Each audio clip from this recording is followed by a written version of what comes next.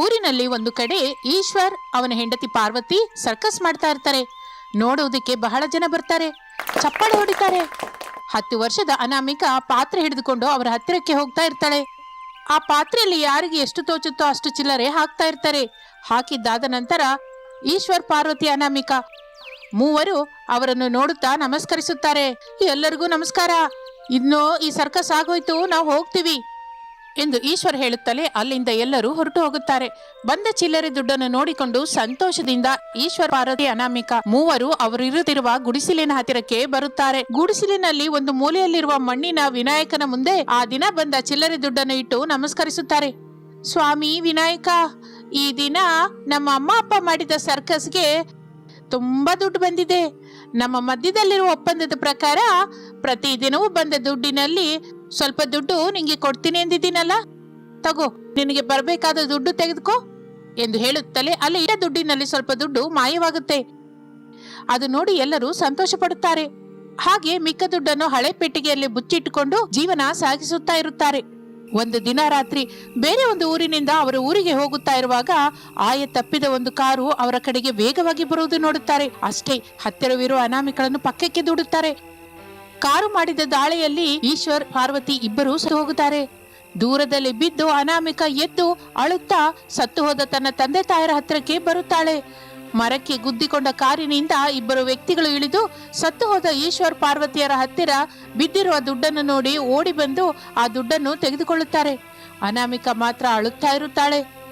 ಸ್ವಾಮಿ ವಿನಾಯಕ, ಕಾಪಾಡು ತಂದೆ ಎಂದು ಬೇಡಿಕೊಳ್ಳುತ್ತಲೇ ಸ್ವಲ್ಪ ದೂರದಿಂದ ಆನೆ ಗಟ್ಟಿಯಾಗಿ ಅರಚುತ್ತಾ ಅವರ ಹತ್ತಿರ ಓಡುತ್ತಾ ಬರುತ್ತದೆ. ಅದು ನೋಡಿದ ಆ ಇಬ್ಬರು ವ್ಯಕ್ತಿಗಳು ಆ ದುಡ್ಡನ್ನು ಅಲ್ಲಿಯೇ ಬಿಟ್ಟು ಓಡಿ ಹೋಗುತ್ತಾರೆ. ಅನಾಮಿಕಾ ಆನೆಯನ್ನು ನೋಡಿ ನಮಸ್ಕರಿಸುತ್ತಾಳೆ. ಆನೆ ಅನಾಮಿಕಳ ಹತ್ತಿರ ಬಂದು ಕಣ್ಣೀರು ಹಾಕುತ್ತಿರುವಾಗ ಸೈಕಲ್ ಮೇಲೆ ಆ ಕಡೆಯಿಂದ ಹೋಗುತ್ತಾ ಇರುವ ಧರ್ಮಯ್ಯ ಅನ್ನುವ ವ್ಯಕ್ತಿ ಅನಾಮಿಕಳ ವಿಷಯ ತಿಳಿದುಕೊಂಡು ಅಂತ್ಯಕ್ರಿಯೆ ಏರ್ಪಾಟು ಮಾಡುತ್ತಾನೆ. ಮಾರನೇ ದಿನದಿಂದ ಆನೆ ಅನಾಮಿಕಳಿಗೆ ಬಾಳೆಹಣ್ಣು ತಂದು ಕೊಡ್ತಾ ಇತ್ತು. ಅನಾಮಿಕಾ ಹಣ್ಣು ತಿಂತಾ ಇರ್ತಾಳೆ. ಅನಾಮಿಕಳನ್ನು ಕರೆದುಕೊಂಡು ಒಂದು ಗುಡಿ ಹತ್ತಿರಕ್ಕೆ ಹೋಗ್ತಾ ಇತ್ತು. ಅಲ್ಲಿ ಅನ್ನದಾನ ನಡೀತಾ ಇರುತ್ತೆ. ಅನಾಮಿಕಾ ಹಾಗೆ ಹೋಗಿ ಅನ್ನ ಹಾಕಿಕೊಂಡು ಬಂದು ತಿನ್ನುತ್ತಾ ಇದ್ದಳು. ಹಾಗೆ ದಿನಗಳು ಕಳೆಯುತ್ತಾ ಇರುತ್ತದೆ. 25 ವರ್ಷದ ಅನಾಮಿಕಾ ಒಂದು ಕಡೆ ಸರ್ಕಸ್ ಮಾಡುತ್ತಿರುವಾಗ ಆನೆ ಸಂತೋಷದಿಂದ ಅರಚುತ್ತಾ 2 ಕಾಲು ಮೇಲೆತ್ತಿ ಆಡುತ್ತಾ ಇರುತ್ತೆ. ಅದು ನೋಡಿದವರೆಲ್ಲ ತೋಚಿದ ದುಡ್ಡನ್ನು ಆನೆಯ ಹತ್ತಿರ ಬಿಸಾಕಿ ಹೋಗ್ತಾ ಇರ್ತಾರೆ. ತಾಯಿ ತಂದೆ ಶಾರದಾ ಪ್ರಸಾದರ ಜೊತೆಗೆ ಅಲ್ಲಿಗೆ ಬಂದ 30 ವರ್ಷದ ರಮೇಶ್ ಮಾತ್ರ ಅನಾಮಿಕಳನ್ನೇ ನೋಡುತ್ತಾ ಇರುತ್ತಾನೆ.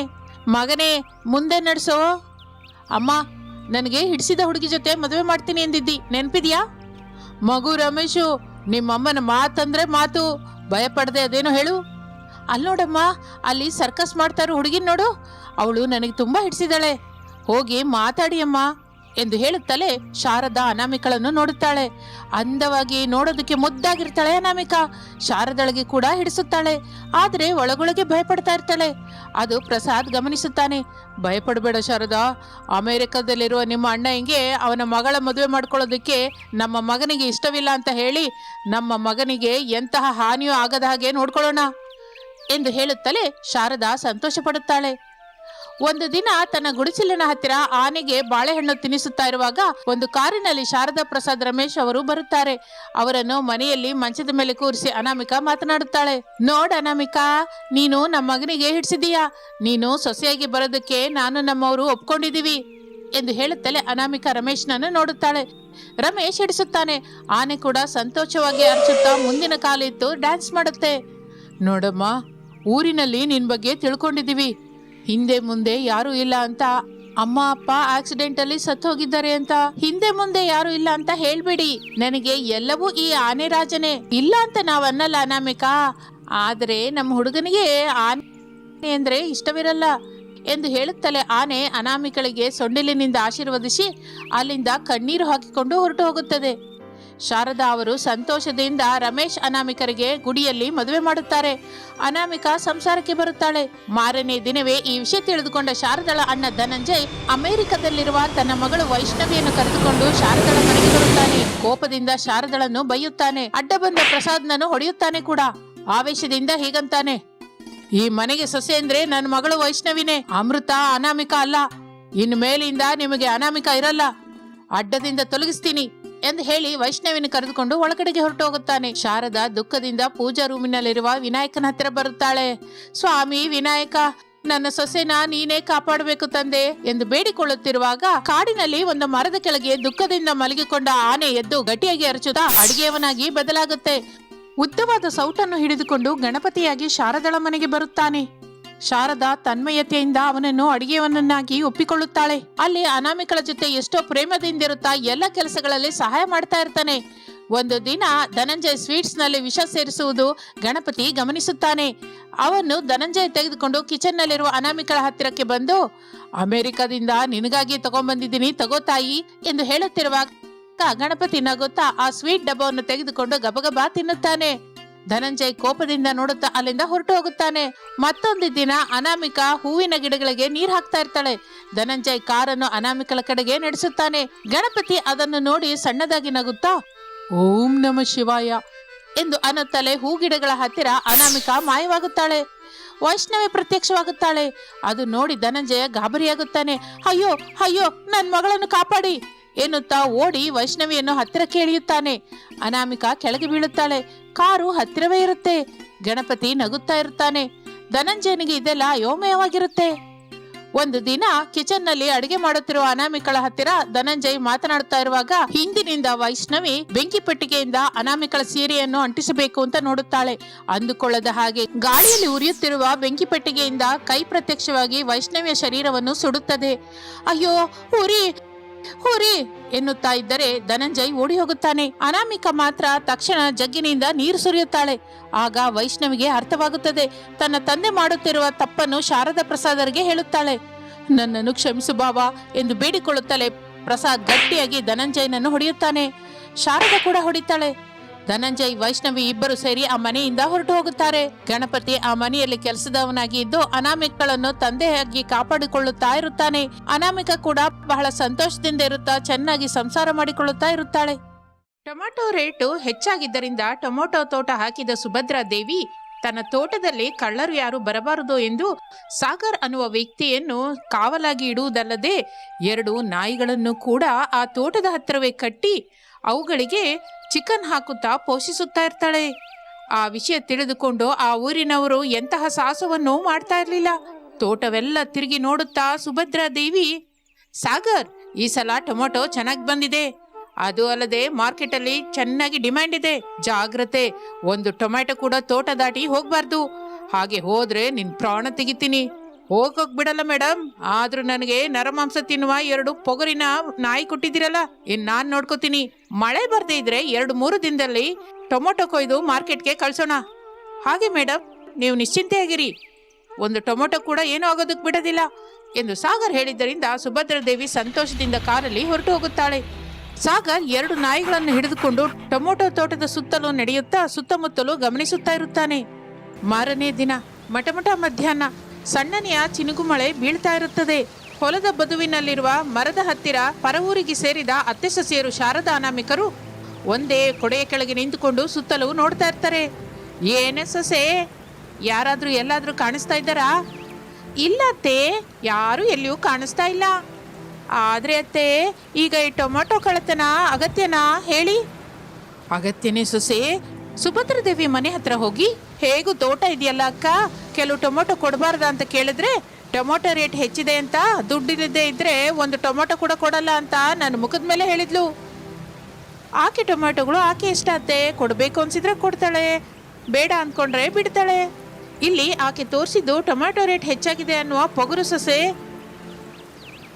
ಅದಕ್ಕೆ ಟೊಮೊಟೊನ ಕಳ್ತನ ಮಾಡಿ ಅವುಗಳನ್ನು ನಾವೇ ಮಾರ್ಕೊಂಡು ದುಡ್ಡು ಮಾಡ್ಕೊಳ್ಳೋಣ ಅಂದ್ರೆ ಅತ್ತೆ, ಇದೇ ಒಳ್ಳೆ ಸಮಯ. ಹೇಗೋ ಮಳೆ ಬೀಳ್ತಾ ಇದೆ, ಆದ್ರಿಂದ ತೋಟದ ಹತ್ರ ಕೂಡ ಯಾರು ಬರಲ್ಲ. ಒಂದು ವೇಳೆ ಬಂದರೂ ಎಲ್ಲಿಯೋ ಒಂದು ಕಡೆ ತಲೆಮರೆಸ್ಕೊಂಡಿರ್ತಾರೆ. ಇನ್ನು ನಾವು ಹೋಗಿ ಆ ಸುಭದ್ರಾದೇವಿ ಟೊಮೊಟೊ ತೋಟದಲ್ಲಿ ಕಳ್ಳತನದಿಂದ ಟೊಮೊಟೊ ಕೀಳೋಣ. ಇನ್ನು ತಡ ಏನಕ್ಕೆ ಸೊಸೆ, ಬಾ ಎಂದು ಅತ್ತೆ ಸೊಸೆಯರಿಬ್ಬರು ನೆನೆಯಬಾರದು ಎಂದು ಕೊಡೆಯನ್ನು ಕೊಯ್ದ ಟೊಮೊಟೊವನ್ನು ಹಾಕಲಿಕ್ಕೆ ಒಂದು ಚೀಲವನ್ನು ಹಿಡಿದುಕೊಂಡು ಸುಭದ್ರಾದೇವಿ ಟೊಮೊಟೊ ತೋಟದ ಹತ್ತಿರಕ್ಕೆ ಬರ್ತಾರೆ. ಅವರಿಗೆ ಗೊತ್ತಿಲ್ಲ ಆ ತೋಟದ ದಡದ ಮೇಲಿರುವ ಮರಗಳ ಕೊಂಬೆಯ ಮಧ್ಯೆ ಕೂತ್ಕೊಂಡು ಸಾಗರ್ ಅನ್ನುವ ವ್ಯಕ್ತಿ ಕಾವಲು ಕಾಯ್ತಾ ಇರುವ ವಿಷಯ. ಇನ್ನು ಆ ಅತ್ತೆ ಸೊಸೆಯರನ್ನು ನೋಡುತ್ತಿರುವ ವಿಷಯ ಕೂಡ ಗೊತ್ತಿಲ್ಲ. ಇನ್ನು ಆ 2 ನಾಯಿಗಳು ಸೈಲೆಂಟ್ ಆಗಿ ಚಿಕನ್ ತಿಂತಾ ಇರ್ತವೆ. ಸೊಸೆ, ನಾನು ಕೊಡೆ ಹಿಡ್ಕೊಂಡು ನಿಂತ್ಕೊಂಡು ಯಾರಾದರೂ ಬರ್ತಾರಾ ಅಂತ ಸುತ್ತಲೂ ನೋಡ್ತಾ ಇರ್ತೀನಿ. ನೀನು ಕೆಳಗೆ ಕೂತ್ಕೊಂಡು ಬಗ ಬಗ ಟೊಮೆಟೊಗಳನ್ನು ಕೊಯ್ದು ಚಿಲ್ದಲ್ಲಿ ಹಾಕು. ಟೊಮೊಟೊ ಮರದ ಹಾಗೆ ನೀವು ಕುಳ್ಳಗಿರ್ತೀರಾ. ಏನೇ ಸೊಸೆ ಬಾಯಿ ಮಾಡ್ತಾ ಇದೆಯಾ? ನಿಜಾನೇ ಹೇಳ್ತಾ ಇದ್ದೀನತ್ತೆ, ನೀವು ಕುಳ್ಳಗಿರ್ತೀರಾ. ಸ್ವಲ್ಪ ದೂರದಲ್ಲಿರುವವರೇ ಕಾಣಿಸ್ತಾರೆ. ಆಗ ನಾವು ಸಿಕ್ಕಾಕೊಳ್ಳುವ ಅವಕಾಶ ಇದೆ ಅಲ್ಲ, ಆಗ ನಮಗಿರುತ್ತೆ ಅತ್ತೆ. ತೀನ್ ಸ್ಟೆಪ್ ಕೂಡ ಅದಕ್ಕೆ ಸರಿ ಹೋಗಲ್ಲ ಎಂದು ಹೇಳುತ್ತಲೇ ಶಾರದಳಿಗೆ ಒಳಗೊಳಗೆ ಭಯ ಶುರುವಾಗುತ್ತೆ. ಆಗ ತನ್ನಲ್ಲಿ ತಾನು ಹೀಗೆ ಅಂದ್ಕೋತಾಳೆ, ಸೊಸೆ ಹೇಳಿದ್ದು ಕೂಡ ನಿಜವೇನೇ ಅಲ್ಲ. ಯಾರಾದರೂ ನೋಡಿದರೆ ಅನಾಮಿಕಳ ಹಿಂದೆ ಬೀಳ್ತಾರೆ. ನಾನು ಟೊಮೊಟೊ ತೋಟದಿಂದ ತಪ್ಪಿಸ್ಕೋಬಹುದು ಎಂದು ಅಂದುಕೊಂಡು ಮೇಲೆ ಸೊಸೆ ಹತ್ರ ಹೀಗಂತಾಳೆ, ಹೌದು ಸೊಸೆ, ನೀನು ಕರೆಂಟ್ ಪೋಲ್ ಥರ ಉದ್ದವಾಗಿದೆಯಲ್ಲ, ದೂರದಿಂದ ಬರೋರು ಕೂಡ ಕಾಣಿಸ್ತಾರೆ ಬಿಡು ಎಂದು ಹೇಳಿ ಛತ್ರಿ ಅನಾಮಿಕಳಿಗೆ ಕೊಡುತ್ತಾಳೆ ಶಾರದಾ. ಅನಾಮಿಕಾ ಛತ್ರಿ ಹಿಡ್ಕೊಂಡು ಸುತ್ತಲೂ ನೋಡ್ತಾ ಇರ್ತಾಳೆ. ಶಾರದಾ ಕೆಳಗೆ ಕೂತ್ಕೊಂಡು ಟೊಮೊಟೊ ಕೊಯ್ಯುತ್ತಾ ಚೀಲದಲ್ಲಿ ಹಾಕ್ತಾ ಇರ್ತಾಳೆ. ಮರದ ಮೇಲಿರುವ ಸಾಗರ್ ಟೊಮೊಟೊಗಳು ಕಳ್ಳತನದಿಂದ ಮಾಡುತ್ತಿರುವ ಅತ್ತೆ ಸೊಸೆಯರನ್ನು ನೋಡ್ತಾನೆ. ಒಂದು ವಿಸಿಲ್ ಹಾಕ್ತಾನೆ. ಅಷ್ಟೇ, ಚಿಕನ್ ತಿನ್ನುತ್ತಿರುವ 2 ನಾಯಿಗಳು ವಿಸಿಲ್ ಕೇಳಿ ತಲೆ ಎತ್ತಿ ನೋಡ್ತಾ ಇರುತ್ತೆ. ಸಾಗರ್ ಮತ್ತೊಂದು ವಿಸಿಲ್ ಹಾಕ್ತಾನೆ. ಅದರಿಂದ ಆ 2 ನಾಯಿಗಳು ದಾಳಿ ಮಾಡಲಿಕ್ಕೆ ಸಿದ್ಧವಾಗಿರುತ್ತೆ. 2 ಸಲ ಕೇಳಿಸಿದ ವಿಸಿಲ್ ಸೌಂಡ್ ಕೇಳಿ ಅನಾಮಿಕಾ ಸುತ್ತಲೂ ನೋಡ್ತಾಳೆ. ಆದರೆ ಯಾರೂ ಕಾಣಿಸಲ್ಲ. ಯಾರು ಸೊಸೆ? ಯಾರೂ ಇಲ್ಲತ್ತೆ. ಜಾಗ್ರತೆಯಾಗಿ ನೋಡಿ ಸೊಸೆ, ಮೊದಲೇ ನಮ್ದು ಈ ಊರು ಕೂಡ ಅಲ್ಲ, ಊರಲ್ಲಿ ತಿಳಿದವ್ರು ಕೂಡ ಯಾರೂ ಇಲ್ಲ. ಅದಕ್ಕೆ ಅಲ್ವತ್ತೆ ಈ ಊರಿನಲ್ಲಿರುವ ಟೊಮೊಟೊಗಳನ್ನು ಕಳ್ತನ ಮಾಡೋಣ ಅಂತ ಬಂದ್ವಿ. ನೀವು ಮಾತ್ರ ಚಕಚಕ ಟೊಮೊಟೊ ಕೊಯ್ಯಿರಿ ಎಂದು ಹೇಳುತ್ತಲೇ ಶಾರದಾ ಚಕಚಕ ಟೊಮೊಟೊಗಳನ್ನು ಕೊಯ್ಯುತ್ತಾ ಚೀಲದಲ್ಲಿ ಹಾಕ್ತಾ ಇರ್ತಾಳೆ. ಸ್ವಲ್ಪ ಸಮಯ ಕಳೆದ ನಂತರ ಸಾಗರ್ ನಿಧಾನವಾಗಿ ಆ ತೋಟದ ಕಡೆ ನಡ್ಕೊಂಡು ಬರ್ತಾ ಇರ್ತಾನೆ. ಅನಾಮಿಕಾ ಅವನನ್ನು ನೋಡ್ತಾಳೆ. ಅತ್ತೆ, ನಾವು ಟೊಮೊಟೊ ಕಳ್ತನ ಮಾಡ್ತಾ ಇರೋ ವಿಷಯ ತೋಟದವ್ರಿಗೆ ತಿಳಿದು ಹೋಯ್ತು. ನಾವು ಓಡಬೇಕು ಎಂದು ಹೇಳಿ ಅನಾಮಿಕಾ ಕೊಡೆ ಮಡಚಿ ಕೈಗಳನ್ನು ಹಿಡಿದುಕೊಂಡು ಮುಂದಕ್ಕೆ ಓಡ್ತಾ ಇರ್ತಾಳೆ. ಅತ್ತೆ ಶಾರದಾ ಟೊಮೊಟೊಗಳು ಕೊಯ್ದ ಚೀಲವನ್ನು ಭುಜದ ಮೇಲೆ ಹಾಕ್ಕೊಂಡು ಮತ್ತೊಂದು ಕಡೆ ಓಡ್ತಾ ಇರ್ತಾಳೆ. ನೀವು ಎಷ್ಟು ದೂರ ಓಡೋದ್ರೂ ನನ್ನಿಂದ, ನನ್ನ ಹತ್ತಿರವಿರುವ ನಾಯಿಗಳಿಂದ ತಪ್ಪಿಸ್ಕೊಳ್ಳಲ್ಲ. ನನಗೆ ಸಿಕ್ಕಿದ್ರೆ ದುಡ್ಡು ಕಟ್ಟಬೇಕಾಗಿ ಬರುತ್ತೆ. ಅದೇ ನನ್ನ ನಾಯಿಗಳಿಗೆ ಸಿಕ್ಕಿದ್ರೆ ನೀವು ಚಿಕನ್ ಆಗಿ ಹೋಗ್ತೀರಾ ಎಂದು ಅಂದುಕೊಳ್ಳುತ್ತಾ ಮತ್ತೊಂದು ಸಲ ವಿಸಿಲ್ ಹಾಕ್ತಾನೆ. ಅಷ್ಟೇ, ನಾಯಿಗಳು ಓಡಿ ಬರ್ತಾ ಇರುತ್ತೆ. ವೇಗವಾಗಿ ಬಲವಾಗಿ ಓಡಿ ಬರ್ತಾ ಇರುವ ನಾಯಿಗಳನ್ನು ನೋಡಿ ಅನಾಮಿಕಾ ಭಯಪಡುತ್ತಾ ಮತ್ತಷ್ಟು ವೇಗದಿಂದ ಮುಂದಕ್ಕೆ ಹೋಗ್ತಾ ಇರ್ತಾಳೆ. ಅಯ್ಯಮ್ಮೋ, ಟೊಮೊಟೊಗಳ ಕಾವಲಾಗಿ ನಾಯಿಗಳನ್ನು ಬೆಳೆಸ್ತಾ ಇದ್ದೀರಾ. ಈಗೇನಾದ್ರೂ ಇವಕ್ಕೆ ಸಿಕ್ಕಿದ್ರೆ ಏನು ಪರಿಸ್ಥಿತಿ? ಅವು ಓಡ್ ಬರ್ತಾ ಇರೋ ಸ್ಥಿತಿ ನೋಡಿದ್ರೆ ಸಣ್ಣಗೆ ತೆಳ್ಳಗಿರುವೆ ಓಡ್ತಾ ಇರುವ ನನ್ನನ್ನು ಹಿಡ್ಕೊಂಡು ಎಲ್ಲಿಂದ್ರಲ್ಲಿ ಕಡಿಯೋ ಹಾಗಿದೆ.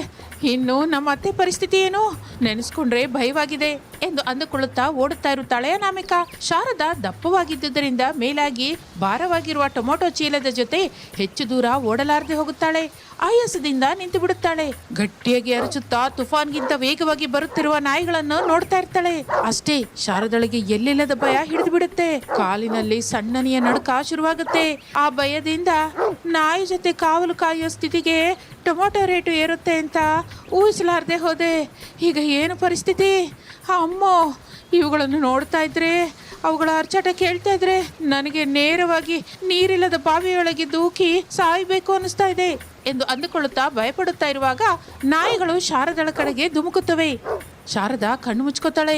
ಇನ್ನು ಆಗಲೇ ಅನಾಮಿಕಾ ಬುದ್ಧಿವಂತಿಕೆಯಿಂದ 2 ಕೈಗಳಲ್ಲಿ 2 ಕೋಳಿಗಳನ್ನು ಹಿಡಿದುಕೊಂಡು ಶಾರದಳ ಮುಂದೆ ಧುಮುಕುತ್ತಾಳೆ. ಕೋಳಿಗಳು ಅರಚುತ್ತಾ ಇರುತ್ತವೆ. ನಾಯಿಗಳು ಕೋಳಿಗಳನ್ನು ನೋಡ್ತಾ ಇರುತ್ತದೆ. ಶಾರದಾ ಕಣ್ಣು ತೆಗೆಯುತ್ತಾಳೆ.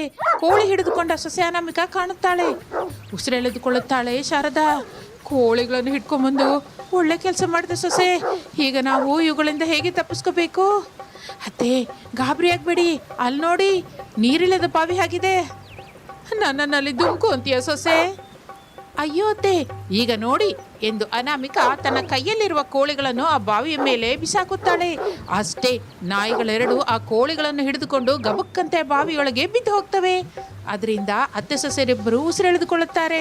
ಸಾಗರ್ ಅವರ ಹತ್ತಿರಕ್ಕೆ ಬರುತ್ತಿರುವಾಗ ಅತ್ತೆ ಸೊಸೆಯರು ಆ ಟೊಮೊಟೊಗಳಿರುವ ಚೀಲಗಳನ್ನು ತೆಗೆದುಕೊಂಡು ಅಲ್ಲಿಂದ ಓಟ ಕೇಳುತ್ತಾರೆ. ಇದು ಇಂದಿನ ಕತೆ. ಮತ್ತೊಂದು ಕತೆ ಜೊತೆ ಮತ್ತೆ ಸೇರೋಣ. ನಮಸ್ತೆ.